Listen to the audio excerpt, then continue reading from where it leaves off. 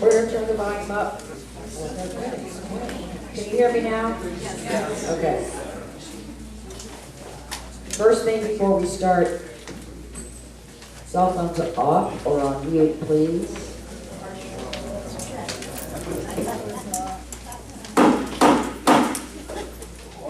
That's oh, actually, I was saying that's how to start the tape. Good evening and welcome to your candidates night. My name is Pat Dumont. I'm your host this evening, and Sharon and Charlie Hankey sitting right here in the front are the timers.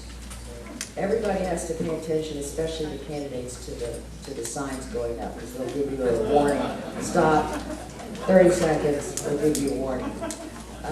Before we introduce everyone, I want to just go over glasses first. The procedures that the candidates have received. Instead of a random drawing, we're just going alphabetically, so that's how they're lined up, and I'll introduce them in a moment. Each candidate has a maximum of 5 minutes to present introductory remarks and their qualifications.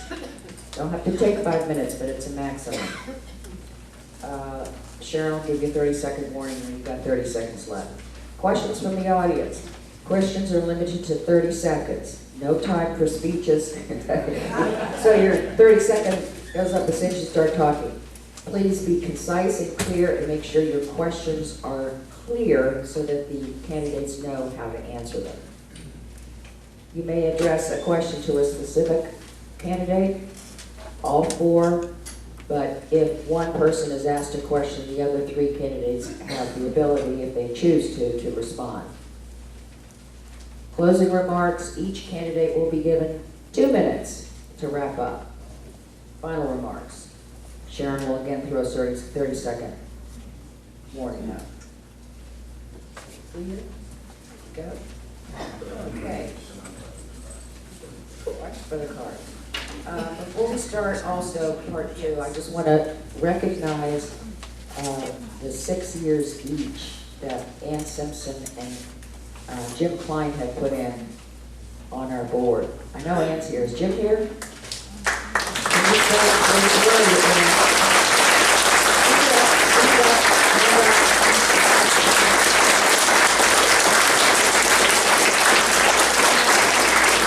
We also have several current board members, Cindy Pellegrini, Dan Engelhop, I see you. You guys want to stand? Am I missing anybody else on the current board? Cindy? Oh, Gloria.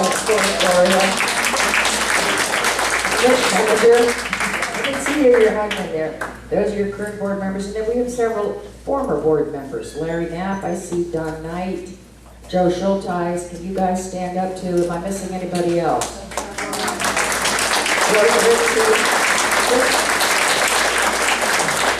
I have a water glass, Chris, not a bottle. These people have volunteered years of their lives and totally dedicated to our community. And these 4 folks up here are getting ready to, or at least volunteering to do the same thing, 3 years of their lives. So let me introduce in alphabetical order from your left, Irv Jaffe, Conrad Leiser, Bob Martin, and Laurie Thompson. I'm gonna take that. With that, I'll turn the microphone over to Irv. He goes up first.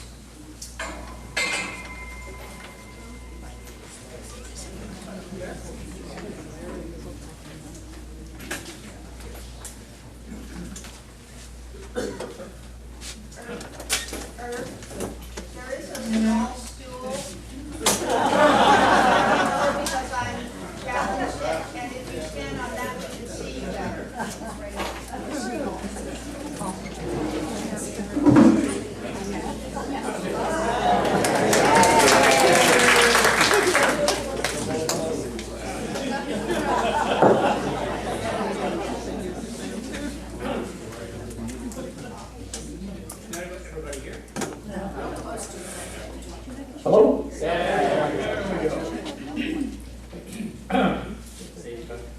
statement.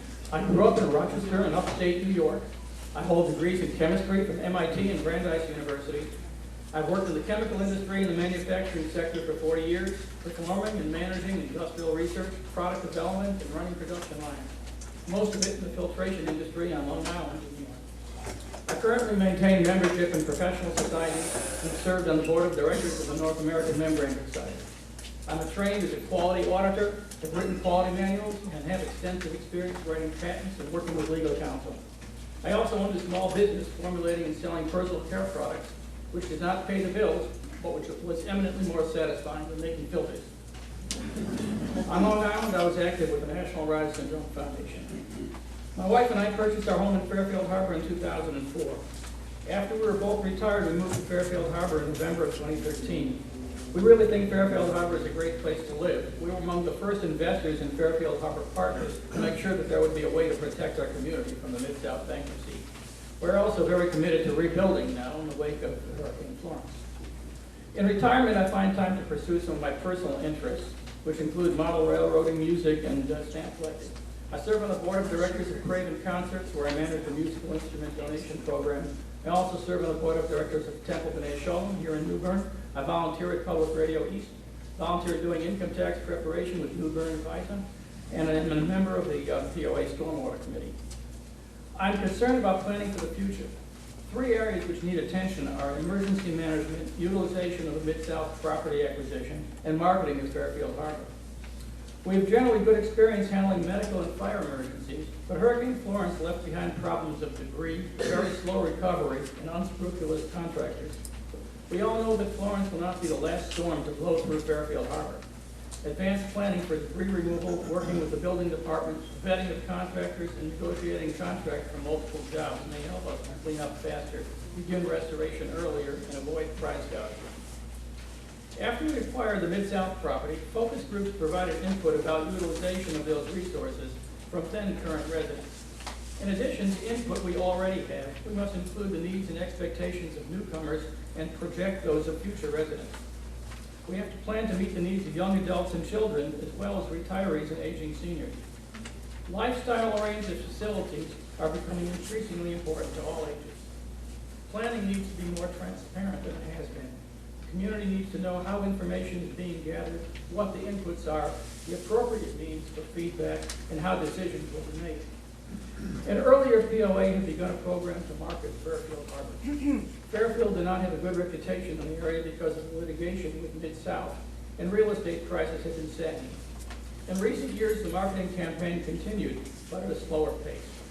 Now many of us are investing individually by rebuilding our homes after the storm, and we are investing as a community in lifestyle resources. As we modernize our facilities, Fairfield will appeal to the demographics that are ready to come now, whether they are boomers or whether they're younger people attracted to the growing New Bern area. We should be marketing Fairfield Harbour more aggressively. There are many other issues facing Fairfield Harbour as well, and I welcome the opportunity to discuss any of them with you. Thank you.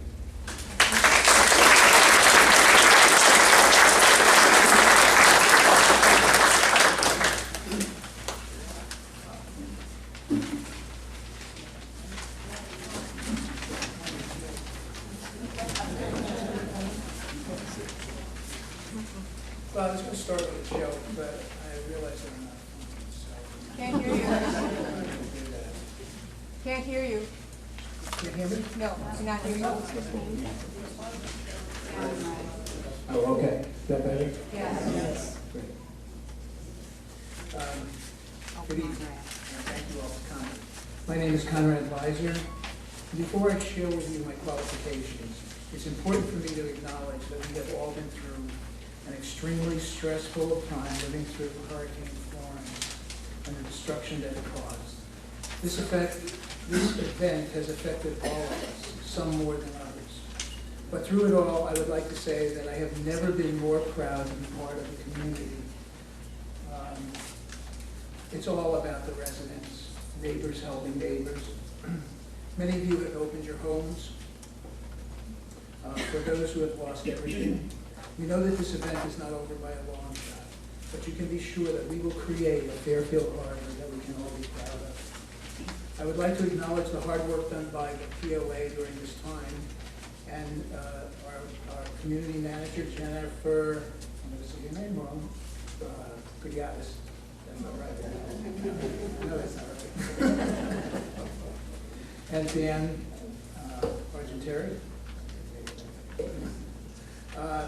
Jennifer, during the worst part of right after the storm, was able to bring together people from FEMA, the banks, other people who basically could give us ideas and thoughts about the directions that we should be going, and that was of tremendous help to all of us, so we thank her for doing that. And Dan has just done a great job on putting together the golf course, and it's really looking good. So that, we want to thank you both. But just a quick look around, and it's evident that we are not in normal times. There is more to be done if we are to bring this community back to where it was before the hurricane. But more importantly, it's a pivotal point, a time of real opportunity to make Fairfield Harbour the community that we've always envisioned. However, in order to accomplish this, we must act with true fiscal responsibility. We need to spend your money in a way that creates the greatest good.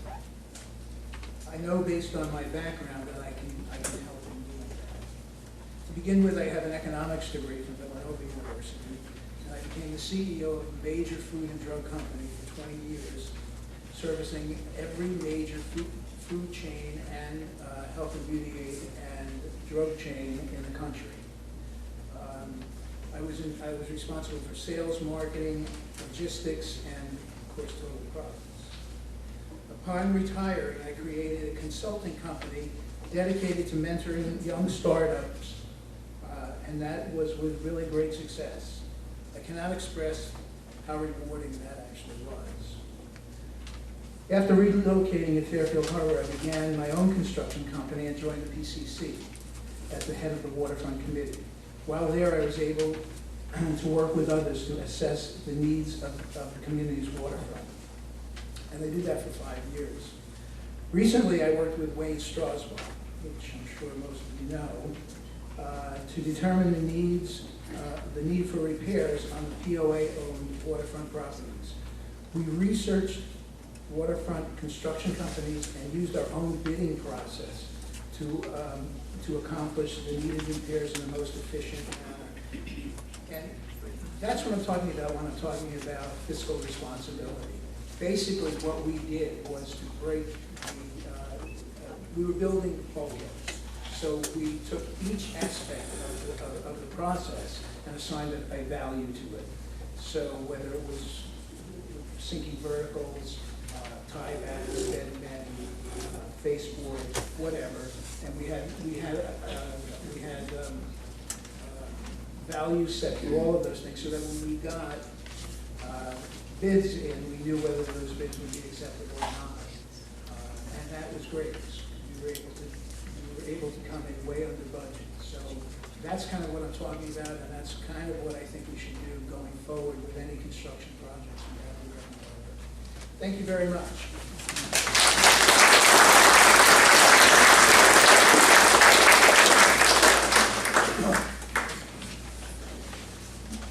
I'm going to use the step two because I'm a little short guy here.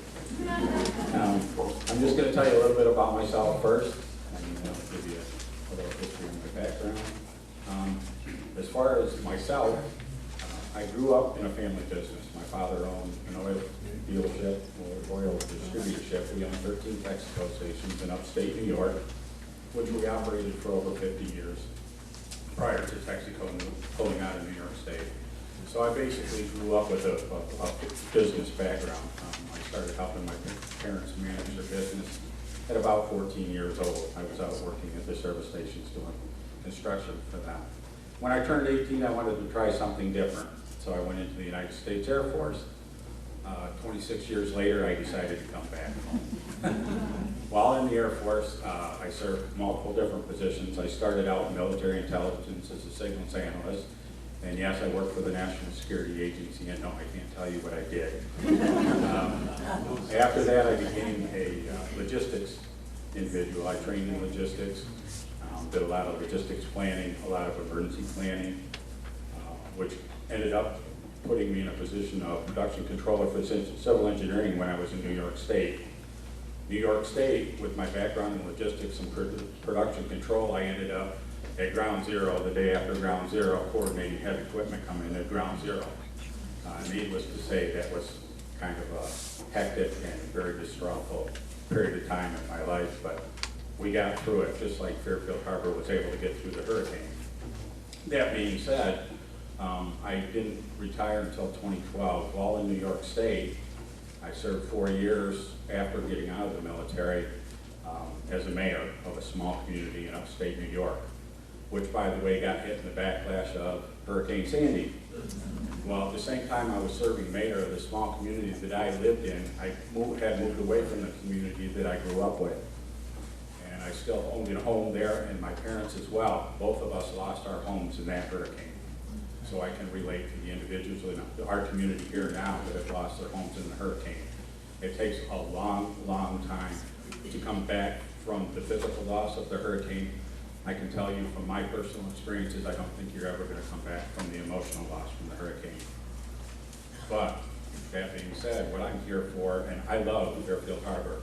We moved in actually 2 weeks after the hurricane occurred this time here. Closed on our house, I want to say it was August 13th. My wife, she's in the back, she can verify better the date. But everything became a blur again. We had to evacuate from here. We came back. We were fortunately one of the homes that was pretty much spared from the hurricane. And I thank God above for that. But that, you know, we almost had remorse for everybody else in the community that had heavy damage. And I have that remorse now. I feel that remorse for everybody here. In my heart and in my soul, I plan on, if elected, doing everything in my power to help those folks recover and make our community recover. I think it's recovered very well now, but I'm not seeing the underlying problems that are a result of the hurricane. I haven't been out throughout the whole community and spoken with everybody, which when I was mayor, that was one of the first things I did, was I took a personal cell phone for myself. I gave everybody in the community my home phone number, and I think our phone calls went up from about 1 every 3 weeks to about 4 or 5 every 3 days. So I like to be engaged with the people in the community that I live in. Fairfield Harbour now is my home, it's my community. I like to be engaged, and I want us to work as a family together to build that community into what we all want. With that being said, I know this is becoming a very eclectic community. There's a lot of retirees in here. There's a lot of us baby boomers coming in. There's younger families coming in. What I need to find out from the community is what the community wants, and then I can assess that and move forward with my experiences that I've had in the past as to how we're going to get to that point. As far as fiscal management goes, I've managed the finances of a community myself already. Having been mayor, we did very well with the community. We grew exponentially while I was there. Got 30 seconds left. So I'm going to just put it out there that if elected, I am your representative. So the more I learn about what you want, the more I can do with what I know. And with that, I'll move to the next speaker.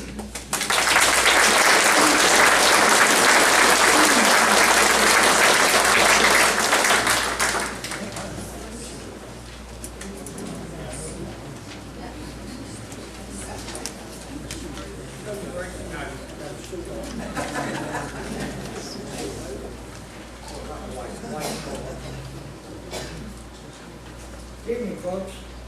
Thank you very, very much for expressing your interest in Fairfield Harbour, expressing your interest in Fairfield Harbour by being here this evening.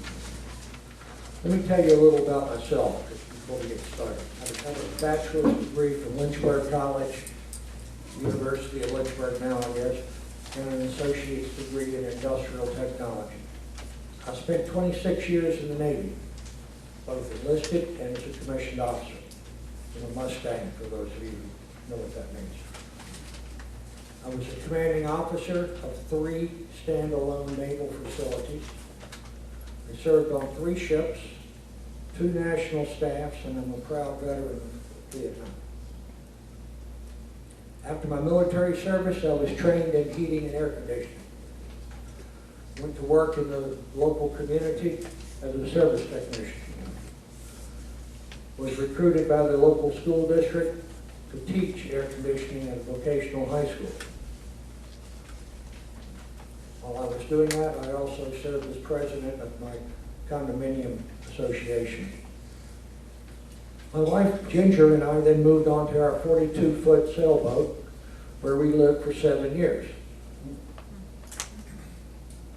I might add, we're still married.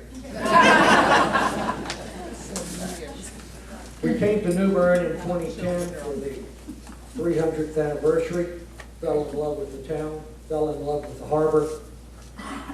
Came back 2 years later, and we purchased a dock on Brick Court, and it happened to have a house connected to it. So we're still there. I established Harbor AC Repairs and Services in 2013, which operated exclusively in Fairfield Harbour for the next 5 years, until 2018. I have sat in hundreds of your homes, speaking with you about the problems, desires, wishes, wants, what's happening in the community and where you feel the community ought to be going. I've got a good feel for this community, I believe. I was appointed to the Property Control Committee in 2013, the Waterfront Committee.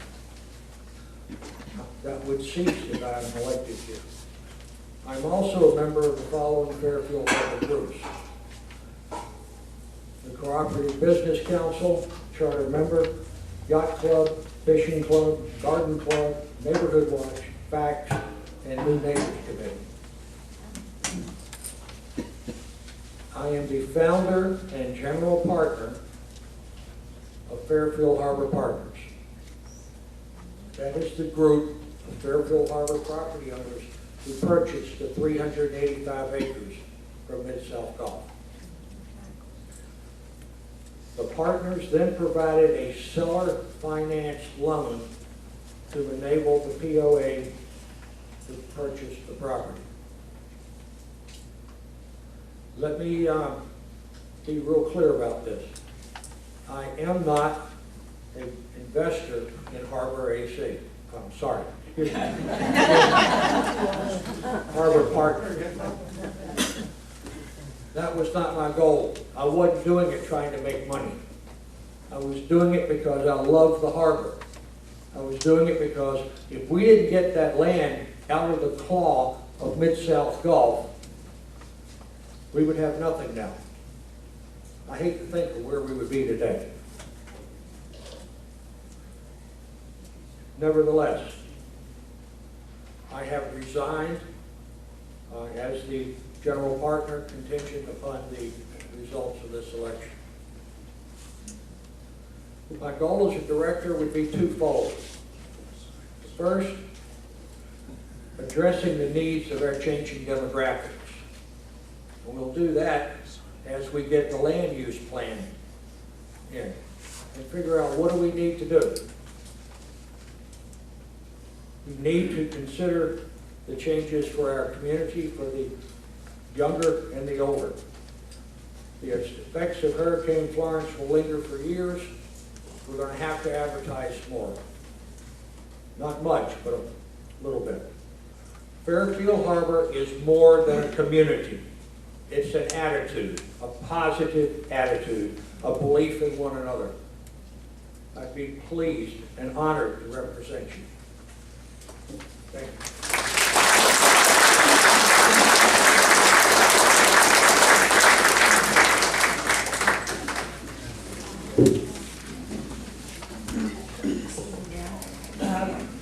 This is some incredible credentials, wouldn't you agree? Everybody seems so well qualified. There are questions. Who wants to start? Let's see, who's got the microphone here? Chris and Kate. Or Jennifer or somebody. We'll alternate sides. Again, when you ask your question, please be concise and keep it to 30 seconds. Oh, it's safe, yeah, give us your name, where you live. please. Hello, my name is John Wardy. I'm a resident here and live on Royal Pines Drive. I've heard a lot of discussion about changing demographics. I was curious how you are going to address that, and it seems to me that the local real estate community, I'm not part of it, but should be an integral part of that because they in fact do the majority of the work in promoting Fairfield Harbour. And they know what's going on as far as who's coming in and who's looking for value in the community, which I think Fairfield Harbour offers, but it has some difficulties to overcome in terms of image in the storm. Do you have a question, specific question? Well, my specific question is, how will the candidates address the needs of the changing demographics, and how are you going to identify the changing demographics, which seems kind of vague at this time?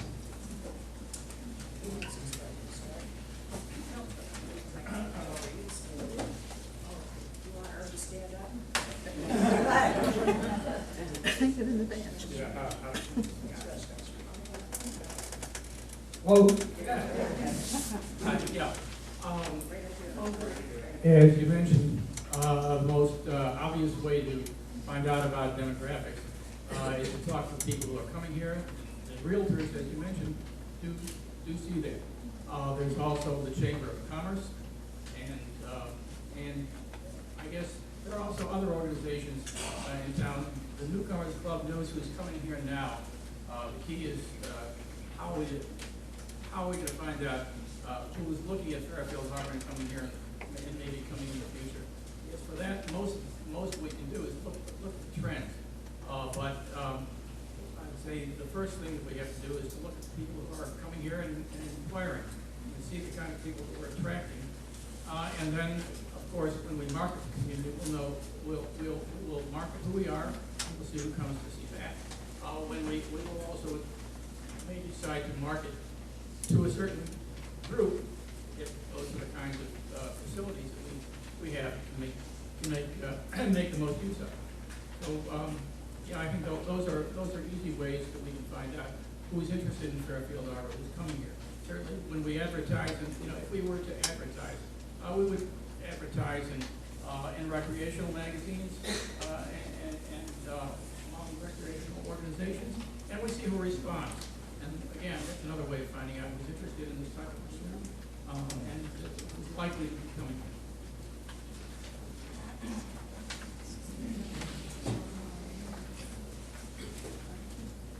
I believe that we're getting become a much younger group of people coming in. Closer, speak up, speak up. Closer. Is that better? Yes.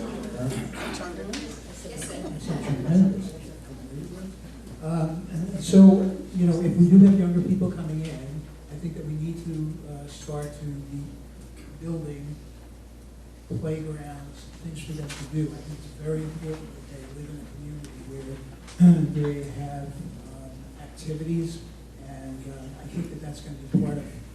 I think that that's going to be part of what we're going to see coming up in the near future. Basically, at one time, we were all older people. It was more or less a retirement.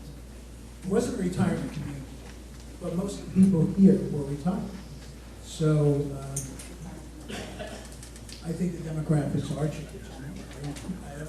I don't know that we really have a good handle on how many people are coming in from what specific demographics, but I think as we see those people coming in and they attend meetings, I'm sure they're going to start to let us know what they are interested in. I don't think anything should be off the table. I think, you all are the ones who should decide what we should be doing in terms of Fairfield Harbour and what kind of things we should be doing. So I don't think it's too hard to figure out based on people, especially people coming to meetings, what we should be doing. So that's it. Okay, demographics, that's an interesting point for me to address because the 4 years that I served as mayor of the small community that I lived in, It was an aging community. When I say aging, the housing stock was aging. The house that I lived in was built in 1846. Okay, so you have, when it comes to demographics, you have other things that play in determining what kind of demographics you're going to draw. Housing is one of them. The facilities you have available to you are another. I had a high school and junior high school and an elementary school in my community. I had a senior program in my community. I had a youth program in my community. So I dealt with, and I used the term earlier, an eclectic group of individuals in my community. And from what I've seen in the time that I've been here in Fairfield Harbour, we're getting towards that. We're more eclectic. We have younger families coming in, renting homes. We have children in our community. I respect the elderly in the community. I being one of them. I consider myself one of the elderly now. I'm a retiree. I'm a young retiree. But I'm a baby boomer, just like the individual back there. So we got to have to act as a buffer in between what I would consider the younger generation and what we see as when we see ourselves as senior retirees of senior generation.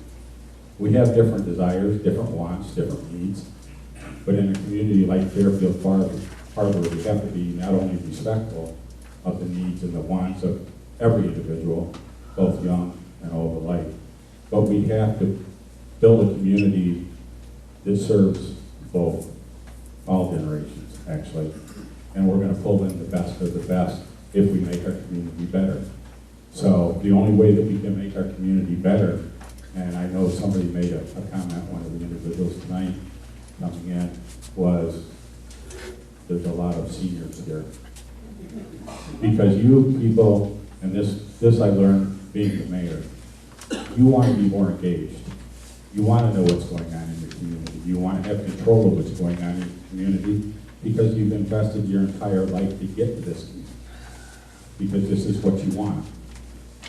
But I'm probably, and I'm going to venture to say, at least 60 to 70% of you folks in here have children and grandchildren.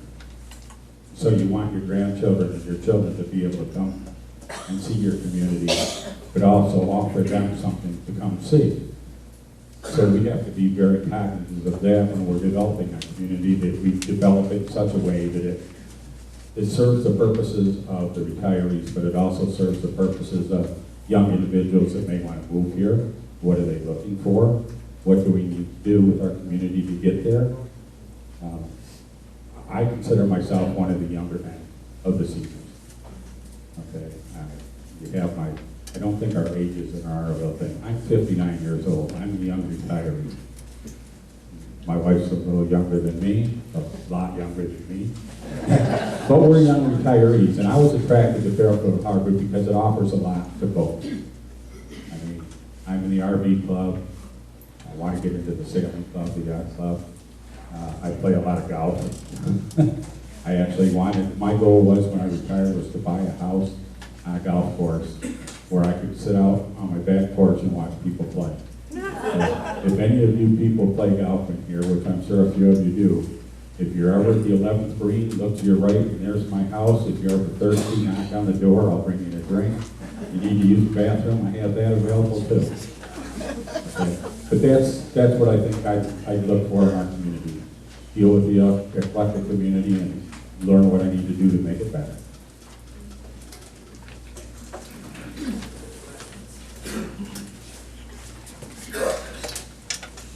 Two years ago, I think there were not any school buses coming into Fairfield Harbour. Now we've got a dozen of them coming in every day.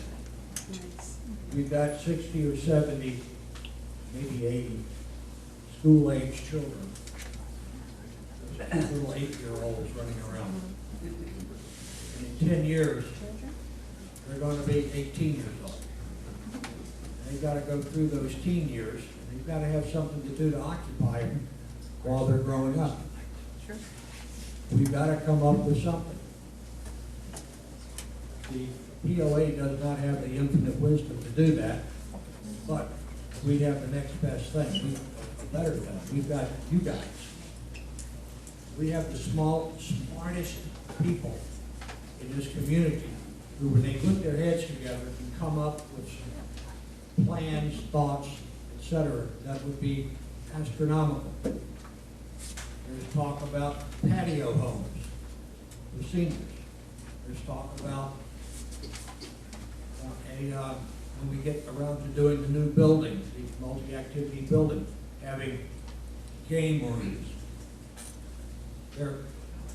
We've got to come up with some things that will attract them and use them. We've got the golf course. We could make that into the old golf course, the cart path, we could make into a fitness track with little stops you can stop at and walk the balance beam and do all that stuff. We can do this minimal expense. That would help both the aging population and the rugrats. But we're going to have to get a study committee going to come up with what we need, and we've got to get the land use committee to tell us what they have come up with, to see what they're planning. There may be things they've already put in there that I'm not privy to, but it could be there are already things in there that would go a long ways towards answering this. Thank you.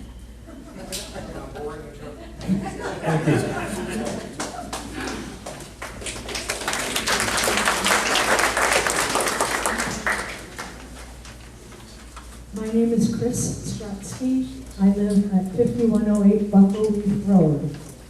Given that the primary purpose of the Property Owners Association is to preserve property value for all of the houses here, and there's all sorts of talk now about what to do with recreation and amenities and how to create these amenities. What guiding principles do you use to set up a balance when you're going to provide an amenity which may actually devalue one or two or three of the properties that are right next to them? How do you think that you could provide a balance of property owner values for everyone and recreational amenities for the vast number of people?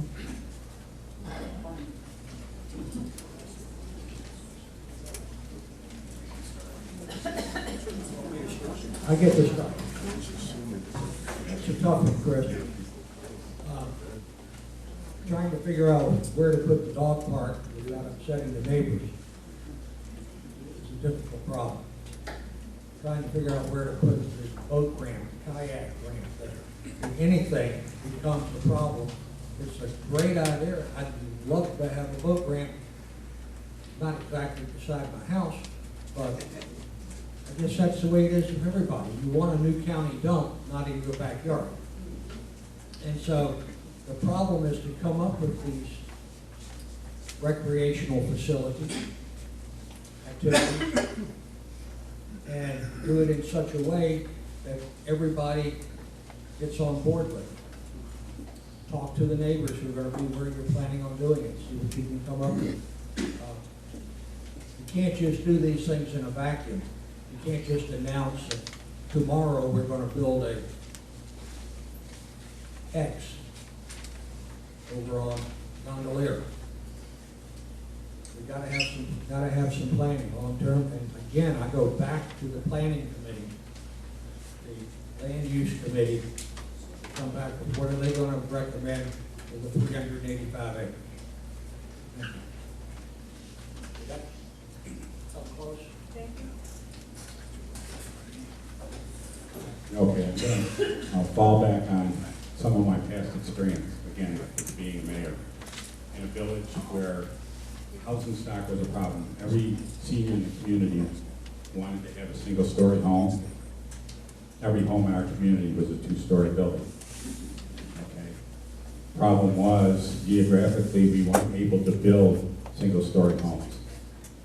Okay. Another problem that I ran into as mayor was our senior program utilizing our community building for their senior, meetings on a weekly basis and senior meals that they did on a daily basis. Outside of the community building, sat our community swimming pool and the children's playground and the soccer field. So I got feedback from the seniors that the juniors, the kids, were disrupting their senior program.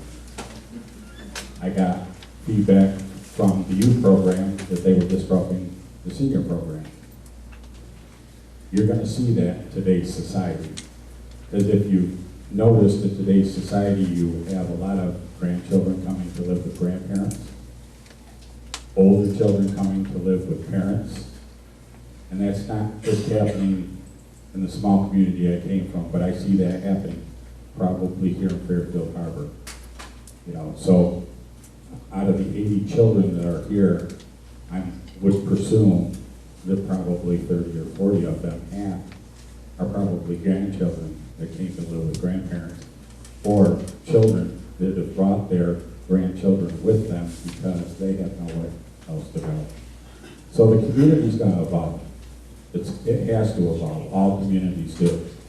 What we want to do is give you, and it goes back to home values, how are we going to give you the best value for your dollar and make your community have that value to attract other people to come here?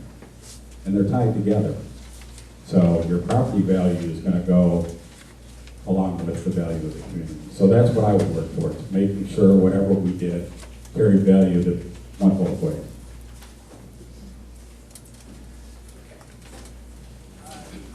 Hopefully, this is going to answer your question. I'm not quite sure. And my feeling is that the first things in terms of amenities that we should put in place are things that are revenue producing. One of the things which I would recommend is to build out the inner harbor and make that into a marina. And we can build that out 10 slips at a time and rent them out. By the way, one of the things that's happening within the community is there are 2 major marinas which are now closed down. We would certainly get people to bring their boats to a protected harbor that we would have. And I think that we could earn a lot of money doing that. The other thing, obviously, is the golf course, which is a money-making proposition for us. And it's the way we actually are paying our bills from the revenues that are produced by the golf course. Those are the first things that I would do. Secondly, I think to answer your question, I think it really takes, everyone looking very specifically at what we want to put in the community, and then examining where we're going to put it. Now, I know that there was an issue with the dog park. We put a dog park right back of somebody's house, and they were very upset about that. I think we have to be very careful about that. People have the right to live in their houses and not have amenities encroach upon them. But we have a huge amount of land. So I think that, I don't think that really becomes an issue. And I hope that answers your question. I think there are so many different things that we can, that I envision us being able to have, and they would be basically things for young people. We can have soccer fields, we can have baseball fields, we can have,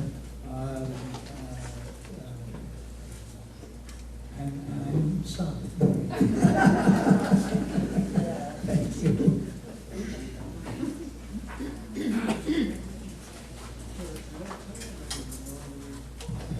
Well, I guess you can hear.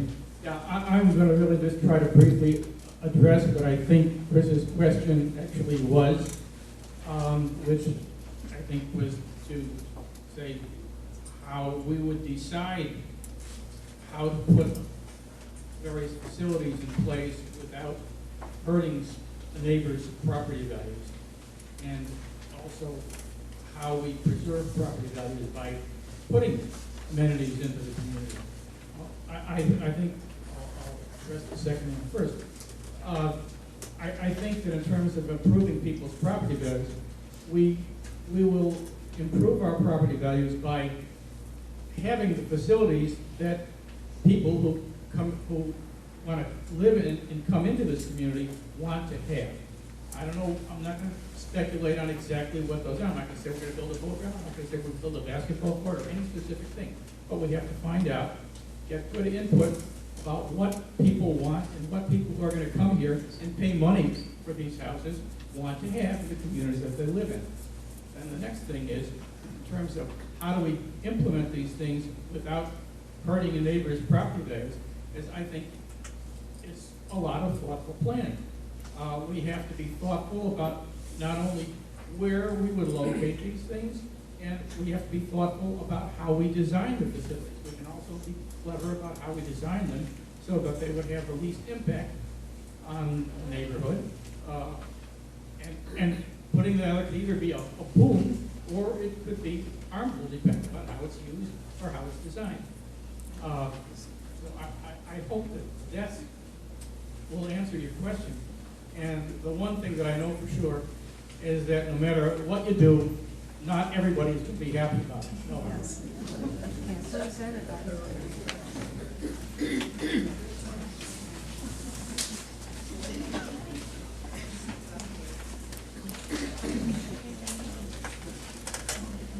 Okay, hello, I'm Victoria Rosenblatt. I live at 6108 Pelican Drive.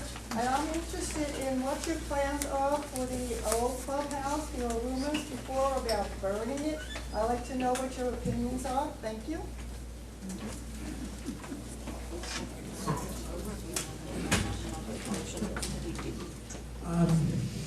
Basically, the old clubhouse really is not something that we can renovate. And we've had engineers come in to look at it, and they basically told us that it's just not possible to do that. How we're going to get rid of it, I think we're going to have people who basically know how to do that, and they will, we'll have to take their advice. Secondly, I don't think we want to renovate that clubhouse because what we're looking to put together is a multi-function clubhouse that serves many, many purposes. It'll have movable walls, it'll have a kitchen, it will have a lounge, it will have a workout room, but it will be something that can expand and contract depending on what we want to use it for. So the old clubhouse, just the format of it, just really, even if we could renovate it, would just not serve us at this point.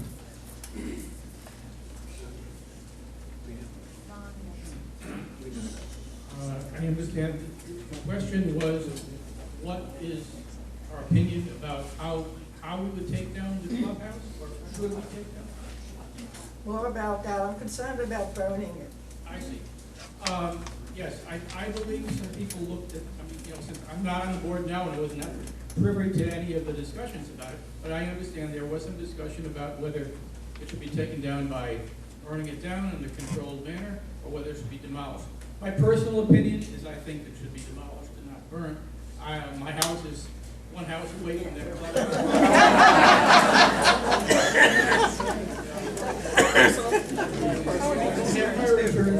It's fully renovated. Yes, I'm sure it can be burned down safely. But I would prefer that it be demolished mechanically.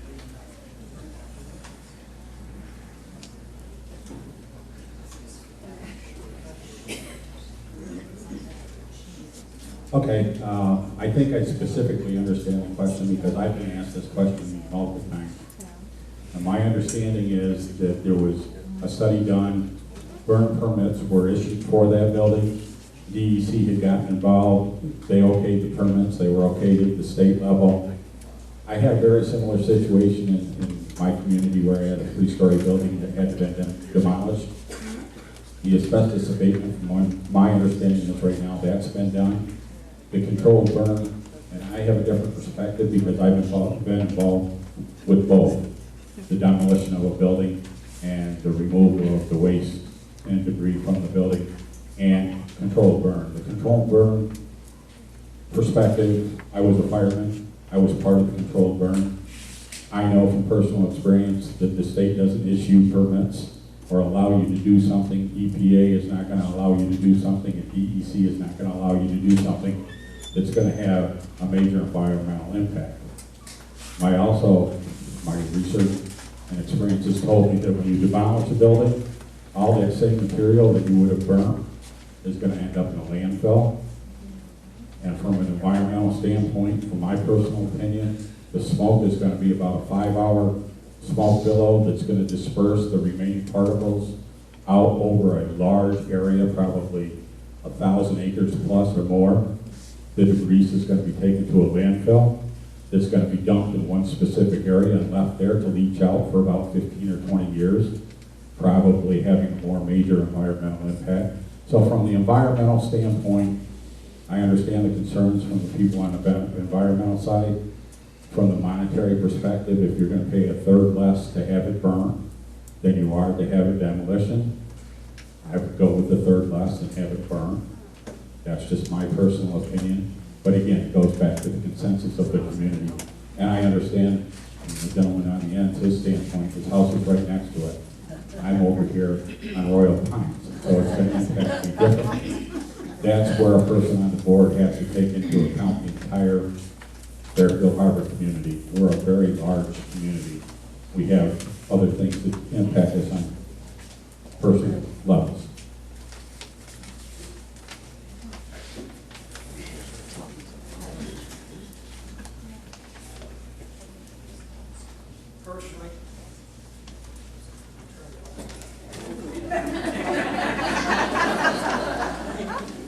Personally, I'm not up for burning the clubhouse. I think it's too much possibility of pollution, too much possibility of ashes. We've got the material which is going to go into the harbor.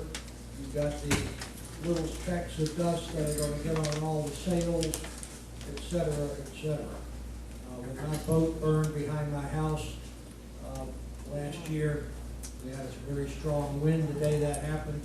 If the fire had broken through the hull and gotten to the sails of my boat, it would probably have destroyed 8 or 10 other boats and probably 8 or 10 houses. You just, once you get a fire going, that's it. We can't afford to tear it down, we can demolish it and remove the debris, and I think that's the way we should go. Thank you.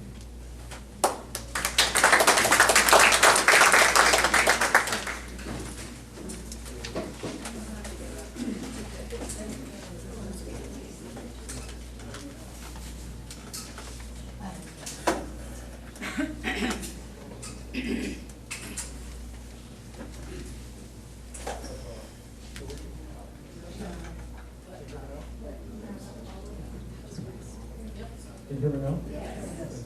I have a very specific question to all board members.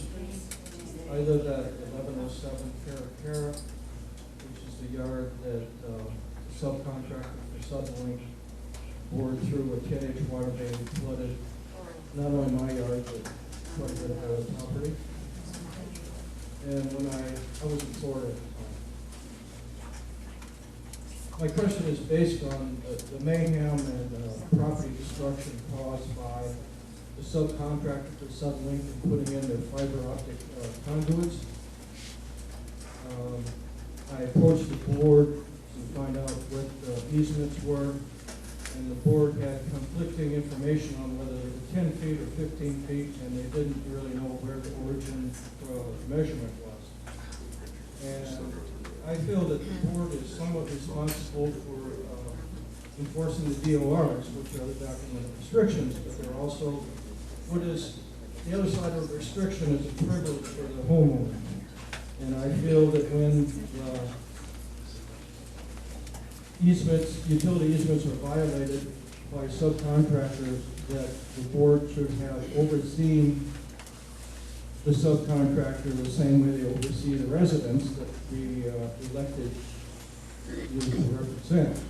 And the board, I actually met with the board in March, and they didn't feel that they should represent the homeowners' privilege. That is the question. Does the board feel that they, each candidate, you feel that it's your responsibility as a board member to not only enforce the DORs, but to uphold residents' property rights?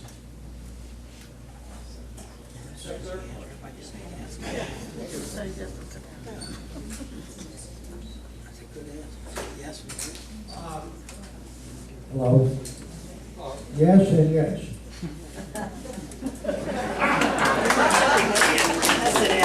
I wish it was that easy. The POA has appointed a committee, the Document Control Committee, that will, when they are looking at any building, construction, or project, we go over the blueprints. I'm on that board right now. We go over the blueprints and plans and determine where the easements are and what's happening. So we take care of it when we're building a house. I don't understand, personally, what happens when a public utility comes in and says, hey, we're going to put in lines here, there, and yonder. Yes, there's an easement, but that easement is not, we don't study that at the PCC. We never see it.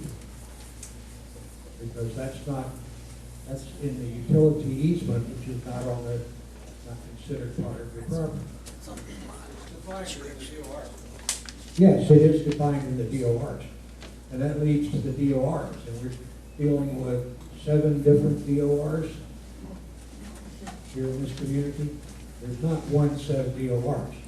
It's every couple of blocks you change your DORs. It's a real question. It's something that I believe is being worked on by the board, and if it's not, it's something that I hope will be getting worked on.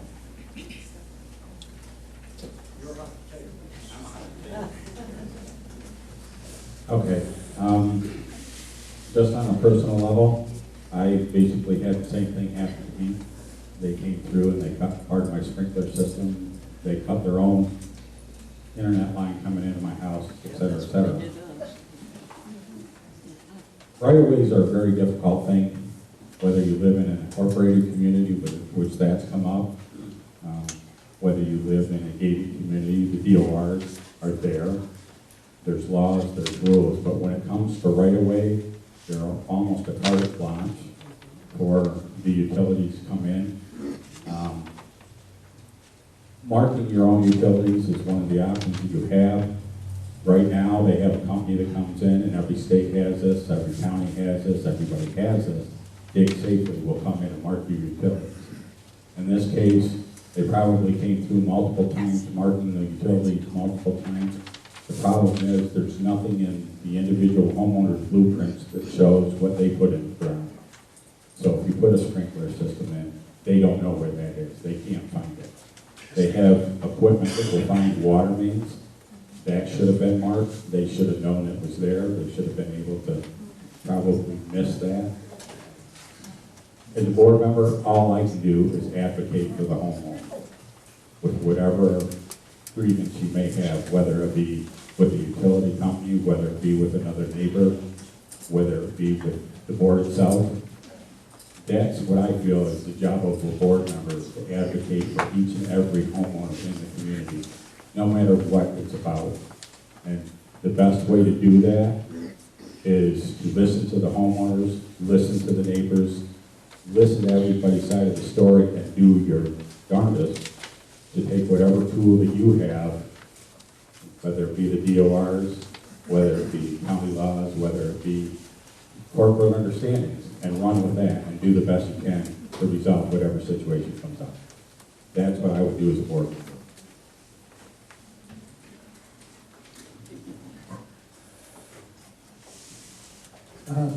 I would like to better understand what your problem actually is.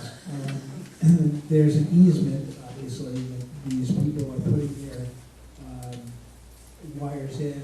They intruded upon your property and created an issue?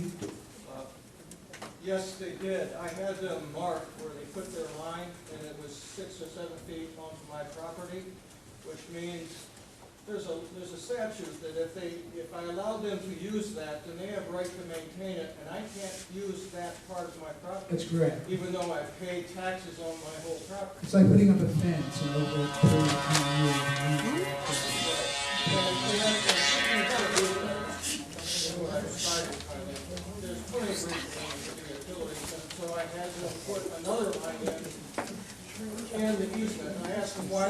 center line into my front yard, they just said it was easier. Great. Well, I think that you actually have to action against it if they come onto your property beyond the easement. So absolutely, the board should advocate for you, especially in that particular situation. I'm not sure if that's the board can get in the middle of that to some degree. But it may also be something that you might want to hire a lawyer and sue them, because they and I know. But nevertheless, you know, it is one way to resolve the issue. They obviously should not have crossed over their easement onto the property. So, My suggestion to the board is that they communicate with the seller and tell them what the easements were before it's not. So, but you also had a specific problem, and that was the issue that you wanted the board to take up. Is that correct? Okay, all right. The problem of them actually going onto your property and causing damage. Yes. So I think that, yeah, I think the board certainly could be involved in that. Thank you.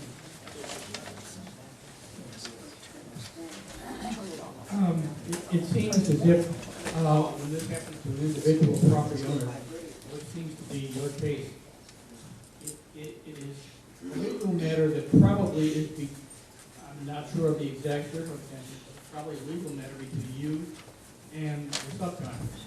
However, with regard to what the POA might be able to do in this type of instance, if we've got a case where we know that settlement, for example, is coming to the entire community to do utilities work, maybe POA can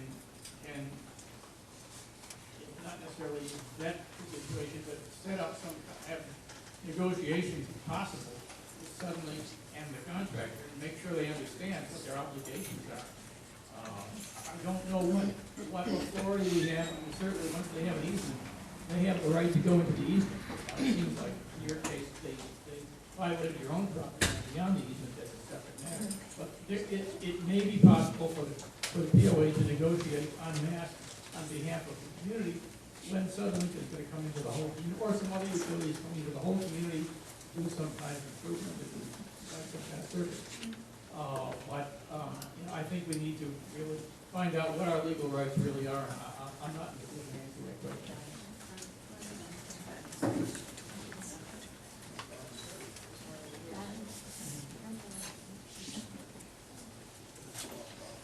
Thank you.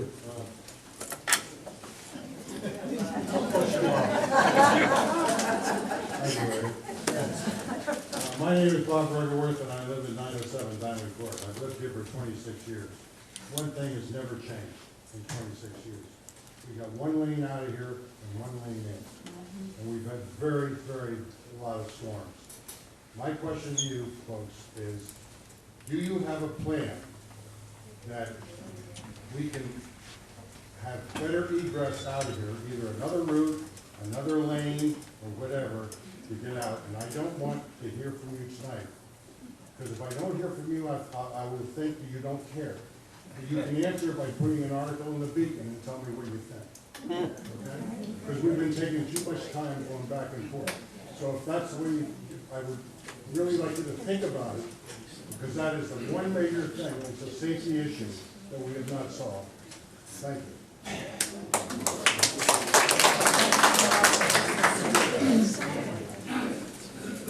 Yeah, I'm willing to answer this question. If you pay attention, one of the three things that I mentioned as a concern to me is emergency management. And yes, I do think it's appropriate to address this issue. And I think I don't have a solution right now, but I do. But yes, I agree it's important to address this. Extremely important to address this issue. And I think that this is one of the things that we should do.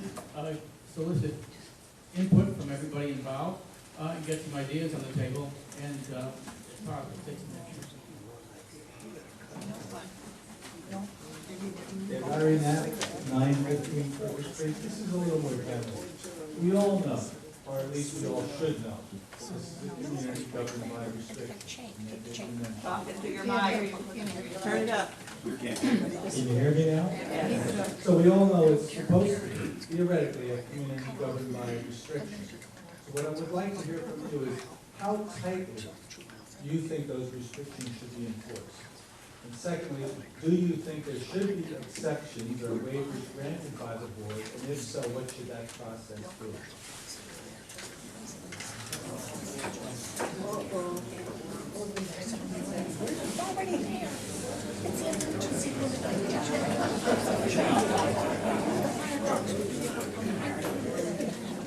Nobody wants to answer this one. That's a tough one. We do have the restrictions. On the PCC, we look at them every week. We've got somebody who wants to put up an ornamental chicken in their yard or move a drainage ditch or put up a wall or do something else. If we grant a waiver for person A to do it, then person B is going to complain because we're blocking their view of the water or their whatever. It is a real issue. Trying to figure out how tight you want to do the regulations, how close you want to follow them. The communities that I have heard about where they are just really tough as nails on restrictions, those communities have a lot of dissent. I can understand that. On the other hand, the people who live there are very happy because everybody's garbage can is covered. So, where that line is for how strictly we enforce the restrictions is something that's going to have to be a mood of the community, and the board's going to have to address it to determine just how tough we want to get on that particular subject.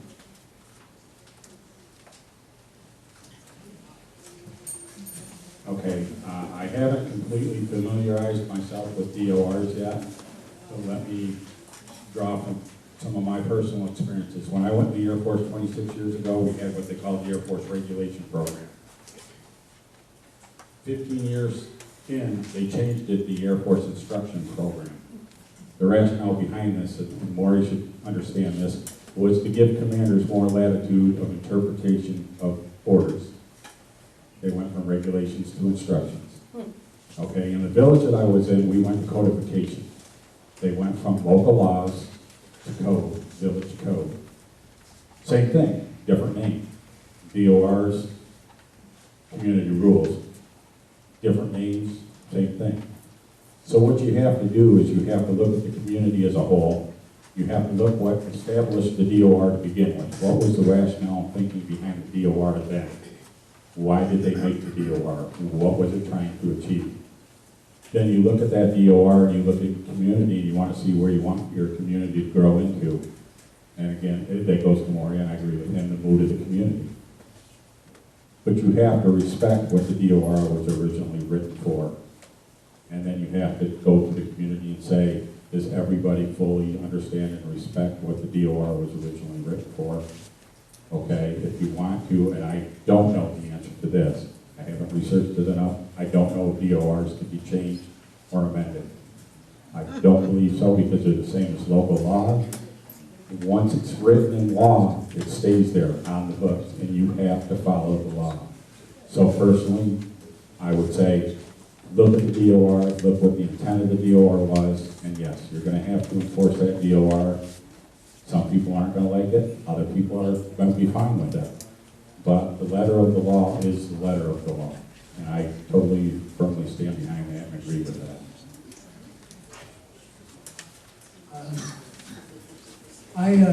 I also was on the PCC for 5 years, okay, and we dealt with this on a daily basis. People wanted to put fences up where they were not allowed to be, and they would come in with excuses like, you know, I have a dog and I'm really we had to make decisions all the time. We try to use common sense. If somebody was handicapped and needed a variance, we generally tried to give it to them. But there were other things that, in terms of the DORs, that we just could not live with. We had one community manager who wrote a permit for somebody to put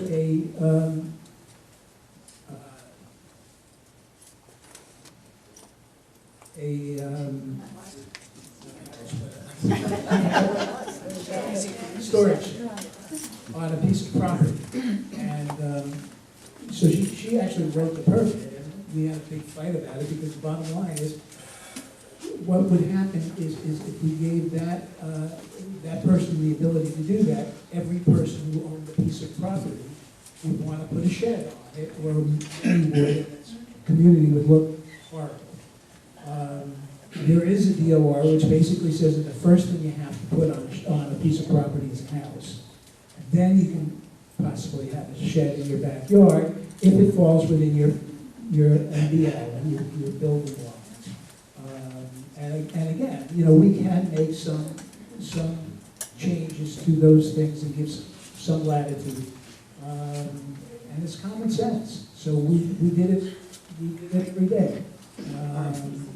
So I would say that yes, that there are things that have to be adhered to, and then there are other things where you can put a variance, gives people a variance and allow them to do the things that they want to do. So that's it. My personal opinion is that I'm not in favor of a lot of restrictions. This isn't the way our community is organized. I think if we have rules and DORs, they need to be followed.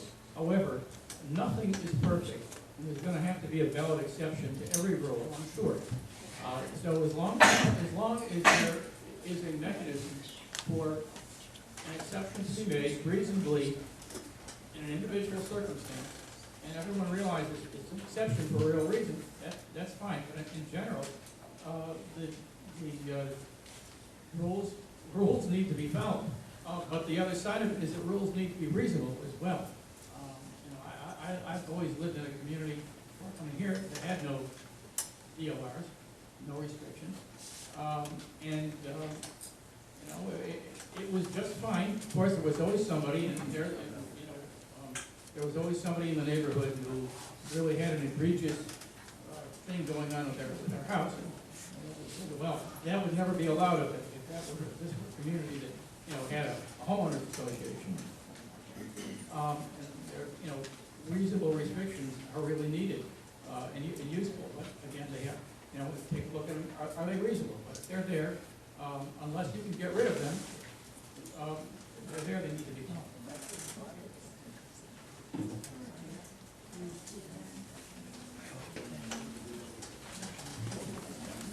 My name is Neil Byrne. I live on I live at 6115 Jackson Court. This is a bit premature, but it follows right up on Christine's question. I know we're talking about, or at least there's been some talk in the committee for municipal study. And I really don't care for or against from the candidates. But I sure would like to know about the pitfalls and there are all the problems that you get into as we start to ponder those issues. And you can just relate that to the community of River Bend. If anybody knows about River Bend and what they're grappling with right now. So, any thoughts? I'd love to hear the thoughts from the candidates about municipal study.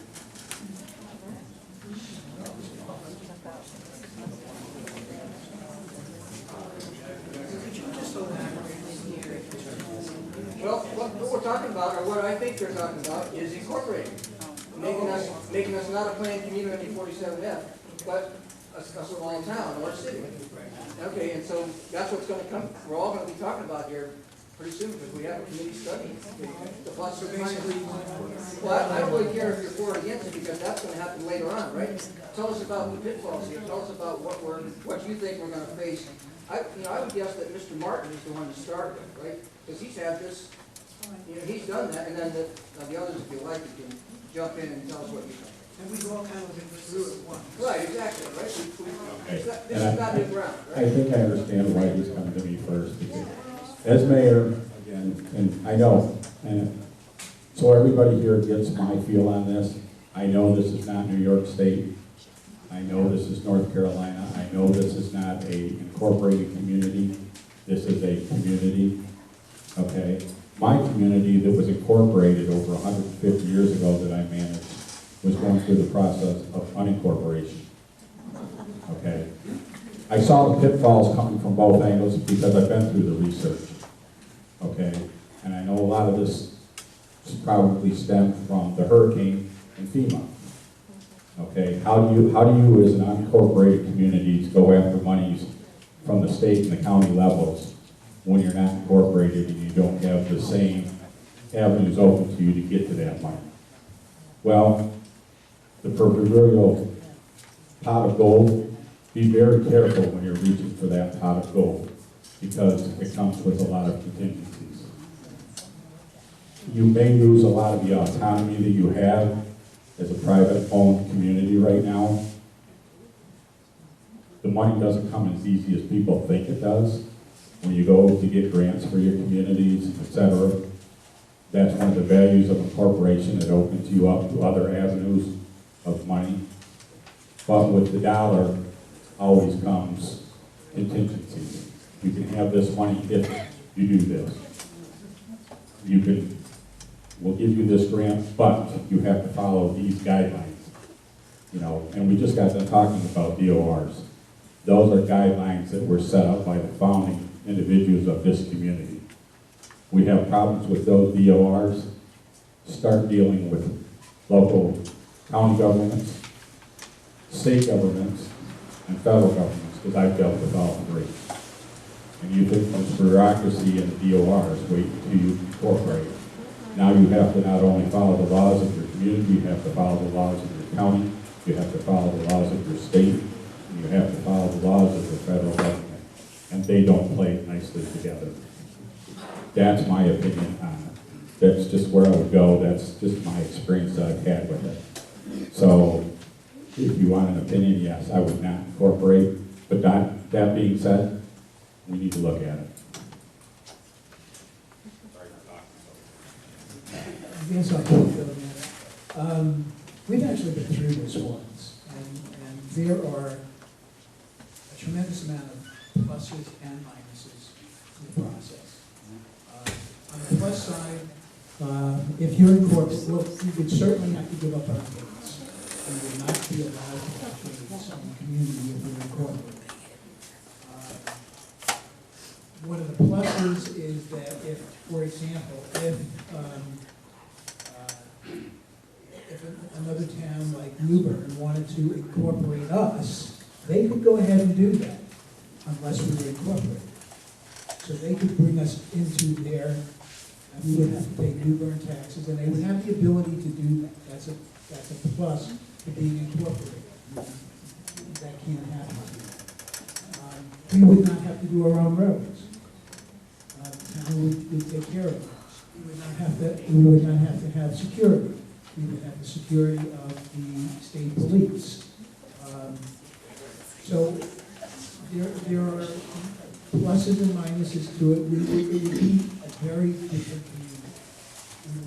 We would get rid of all of our security people.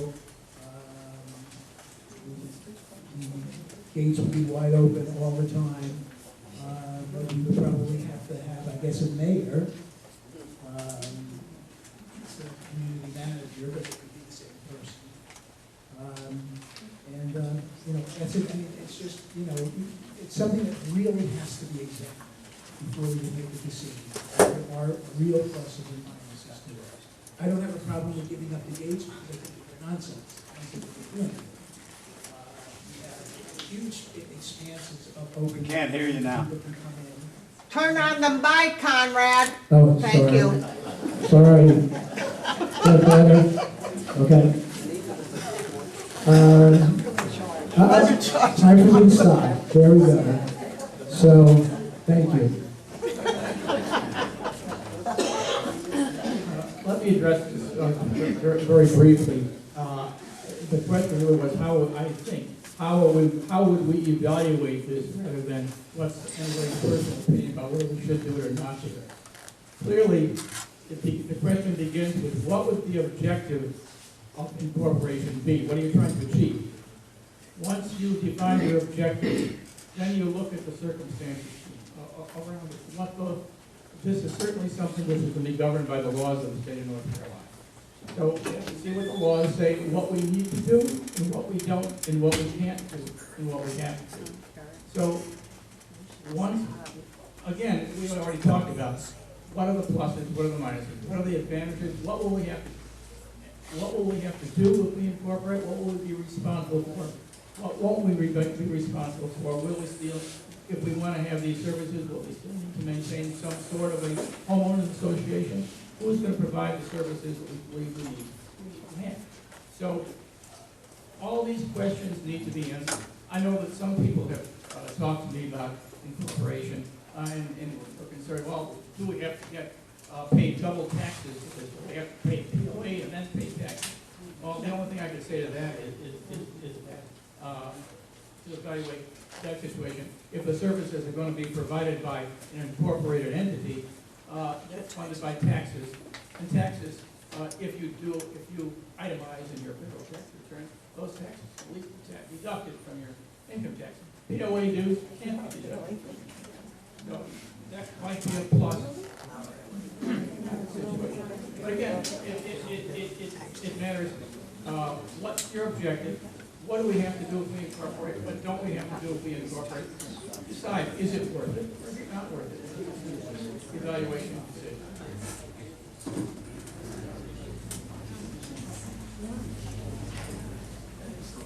Hi, Dan Ohana, 903 Delta Court. The term on the board is 3 years. Can you talk a little bit more in, like Larry was talking about, in general terms as to your vision over that 3-year period, given that we still owe partners $2,265,000 to be paid over the next 7 years? And what is your vision and how would you pay for your vision, pay for the things that you think the community needs?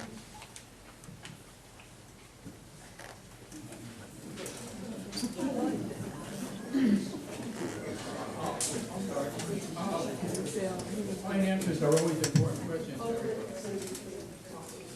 Yes, you hear? Finances are always an important part of every issue here. It looks to me right now like the community has the resources it needs to keep itself going for what it's doing right now. I don't know everybody's individual circumstances right now. I can't speak for anybody else but myself. My experience is that we probably can finance what we truly believe we need to do. There's nothing that comes for free in this world. So if there's something that we believe we need to do, we either have to decide to pay for it or give it up. So I think it's a matter of deciding what we want to do and deciding if we want to pay for it. You can't decide you want to have it and expect it to come for nothing. So that's basically my answer.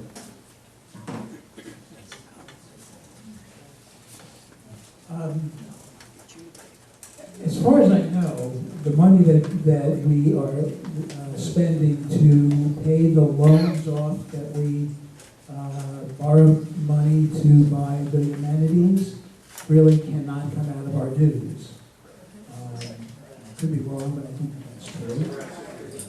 So what we need to do is we need to create things like the golf course, which actually raises money, and that goes toward paying for that for those loans. I would again suggest other things like a marina that would raise money, and that could go toward paying off the loans. The rest of the money is, listen, we each give close to $1,000 a month in POA dues, and that's a year. New York, we used to get money, so.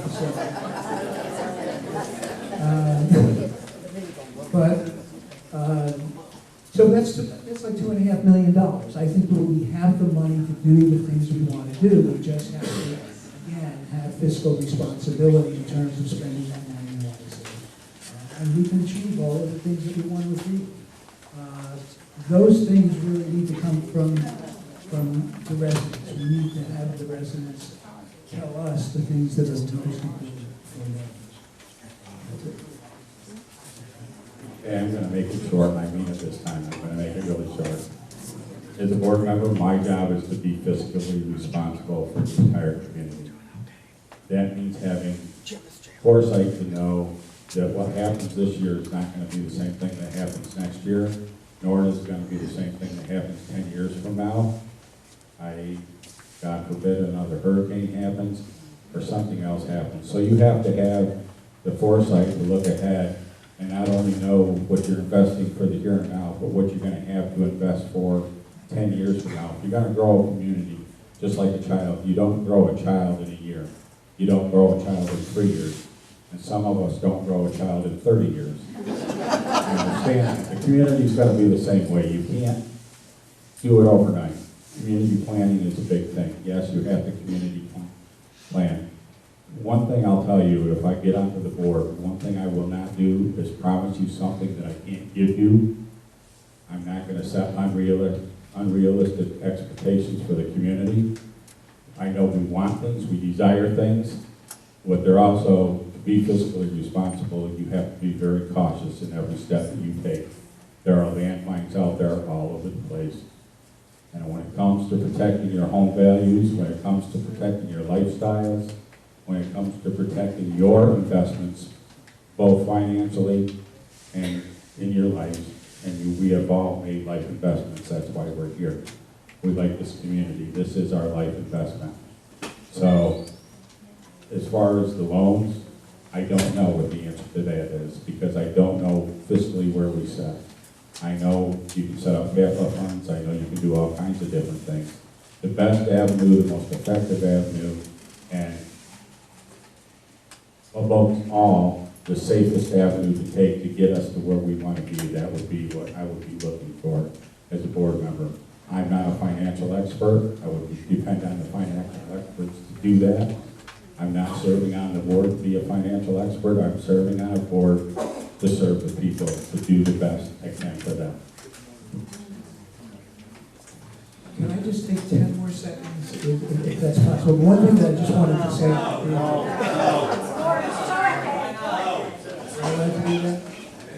The board has done a very good job of having a reserve fund. They show that every year, and that's a real positive thing. So it's not like every dime that needs to be spent. There is a reserve fund, so that when something comes up, we can call on that. That's a plus. Sorry. And they're ready to do it. The board does have a reserve fund and a requirement to have it. And they've got, it's been studied and approved, etc. And so they're doing a pretty good job on it. Whether it is enough of the reserve or not is up for debate. The loan, as of December of this year, 50% of the interest on the loan will be paid. Okay?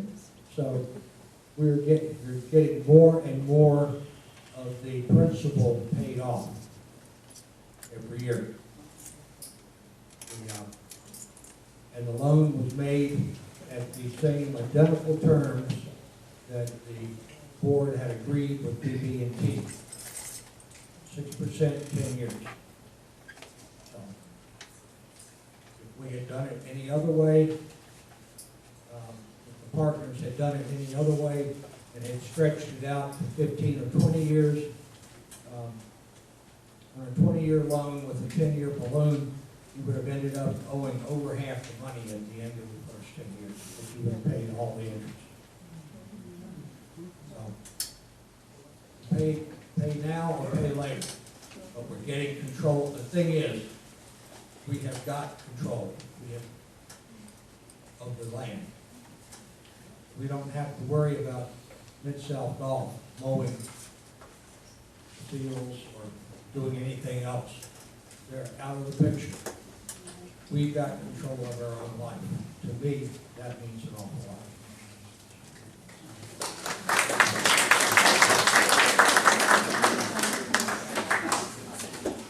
Any other questions?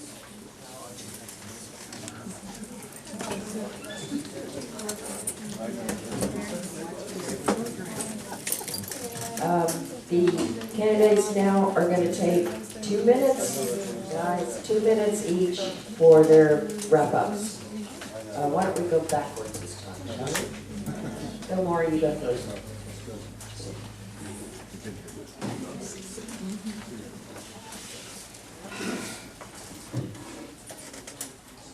I appreciate everybody coming this evening to hear the discussion of what everyone considers the problems in the community. We may not have all the solutions, but we've got the people here. We've got the people in this room and in this community to form committees and study groups, et cetera, to figure out what we need in an intelligent manner. Then they can bring that information to the board where we can decide which way to go, or whether we need to throw it back out to the entire community. There are lots of things, lots of issues. I will say that in the next 3 years, there are going to be some mighty big issues that are going to come up before the board. Really big issues. I can't tell you what they're going to be. I don't know. But you know we're going to have them. And it's going to be, takes nothing to make it happen. We could have a boat blow up in the harbor. You know, we could have something happen to our highway out here. There are all kinds of things that could happen. And when it does, we're going to have to respond to it. And I think I've got the knowledge, the understanding of the harbor enough so that when we have to make these tough decisions, and I hope I'll be able to make them in such a way that you'll be proud of the POA and proud of the community we end up with. Thank you very much.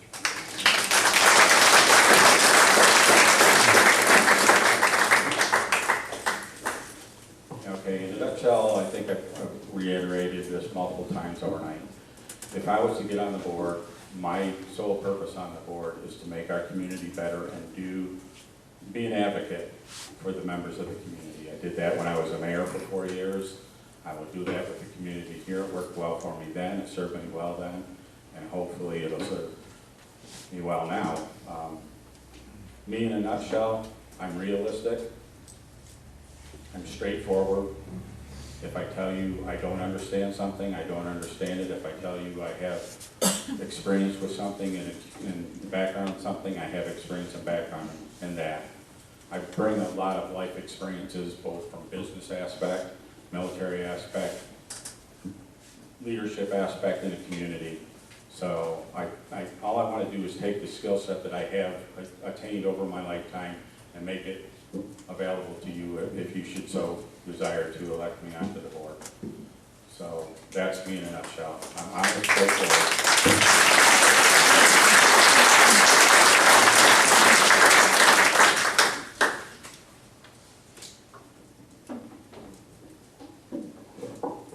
I don't really want to go over everything that I've already said, so I would just say that as far as I'm concerned, we work for you. You are the people who we need to make decisions for, but we need to get all of your input, because that's what's important. I think we can do a great job.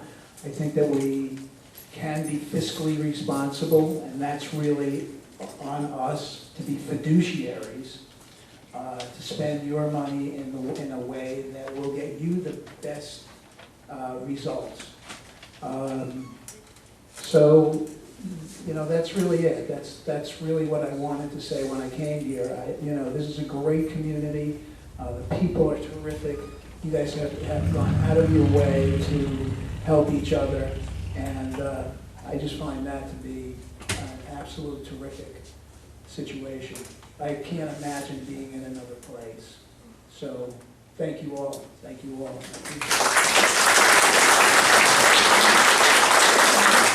And just one quick thing.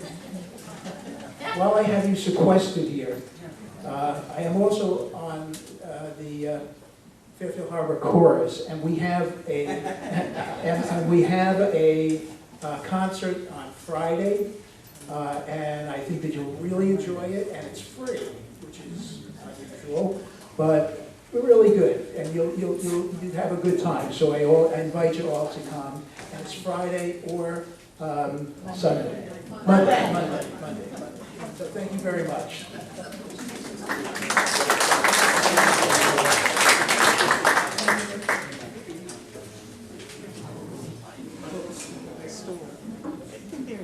Thanks again, everyone, for listening to us. Yeah, I just wanted to make you mindful of the key things that I was concerned about and brought to your attention about planning. And what I wanted to is bring forward was some of the fact that we need to be concerned about the way we do the planning, and I think there were some questions that addressed that. The fact that we need input from the community, and you need to know how we make our decisions, because they're really decisions for us, they're decisions for all of us together. I think you know all of our qualifications, you know my qualifications and everyone else's. So I think that, again, my key is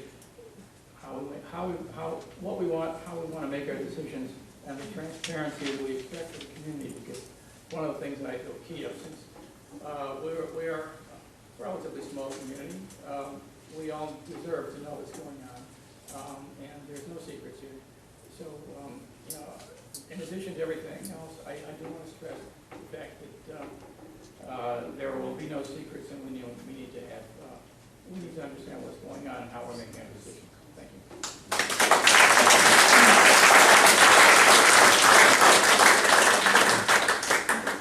Thank you all for coming, for your questions, for your attention, and do not forget to vote, and tell all your friends and neighbors to vote as well. Good night, everybody. Thank you.